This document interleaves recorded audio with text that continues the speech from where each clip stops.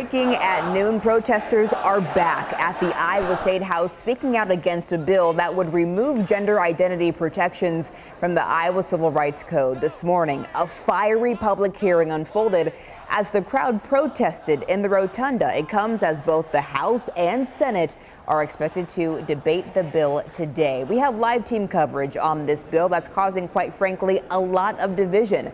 We start this afternoon with KCCI's Olivia Tyler. And Olivia, protesters have been at the State House since early this morning.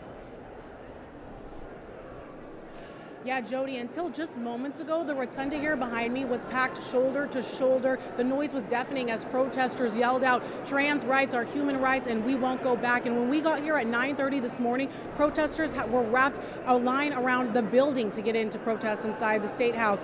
Now, protesters that have come from all over Iowa tell me they're here for their country, their state, and their neighbors, many calling on Republican lawmakers to remember the Iowa state motto. One lifelong Iowan told me he misses the days when Iowa was leading America forward, referencing when Iowa was a union state to then eventually becoming the third state in the country to legalize gay marriage. We've seen kids, priests, and Iowans of all backgrounds up here asking Republicans to, quote, say no to hate in our state. I'm going to be here as long as it takes. We drove 2 hours. I'm from a small town, Agency, Iowa, about 600 people. But this is important because once they start taking away one person's rights, they're going to go after everybody. Yesterday, I just wrapped up the bar exam, so 2 6-hour days of testing. But it was really important for me to be here. My little sister is part of the queer community, and she shouldn't have to be fighting for her. She shouldn't have to be fighting for her rights. So I'm here fighting for them, for her.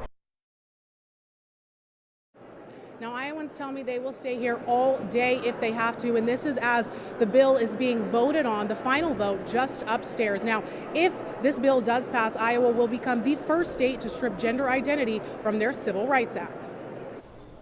Olivia, thank you. Meantime, KCCI Chief Political Reporter Amanda Rooker is also live at the State House. And Amanda, you heard the passion in the public hearing this morning. That was Iowans' very last chance to share their thoughts with lawmakers. It was, Jody, and as you mentioned, this has brought a lot of division, a lot of emotion to the State House all week long, and it could come down to today. I'm actually here just above the House chambers. This is where House lawmakers are expected to vote on this bill that would remove gender identity from Iowa's Civil Rights Act, potentially as soon as in the next few hours. And that makes the stakes feel a little bit higher for people that are here at the State House today. We heard a lot of the same arguments that they've been making all week, but the emotion and the passion was potentially even a little bit higher today. Now, many Iowans, transgender Iowans, were shouting, they were crying, begging lawmakers not to take away their civil rights protections. They say they've been protected against discrimination since 2007 when Iowa added gender identity to its civil rights code. But supporters of the bill were also speaking with a lot of emotion, seeing this as an issue to protect their children and their family members. Some presented a legal argument saying that Iowa's civil rights code protecting transgender rights threatens other state laws, like banning transgender Iowans from using school restrooms that don't match their sex at birth. They say women's spaces need to be protected. But opponents of the bill say resolving that conflict in Iowa law comes at a much larger cost, stripping transgender Iowans of their civil rights. It is not justice to deny someone shelter simply because they are a transgender person. It is not justice to deny them a car loan, life insurance, a credit card, simply because they are transgender.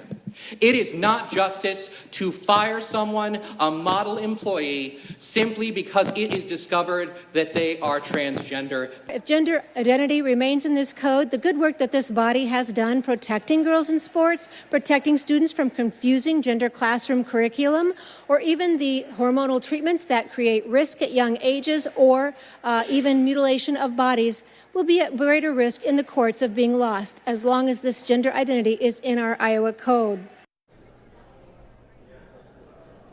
And I want to walk you through where this bill came from. Last Monday, there was a lawsuit filed that accused the Iowa City School District of denying a transgender man access to the public men's restroom. And that lawsuit says that the gender identity protection in Iowa's Civil Rights Act protects that transgender man from discrimination based on his gender identity.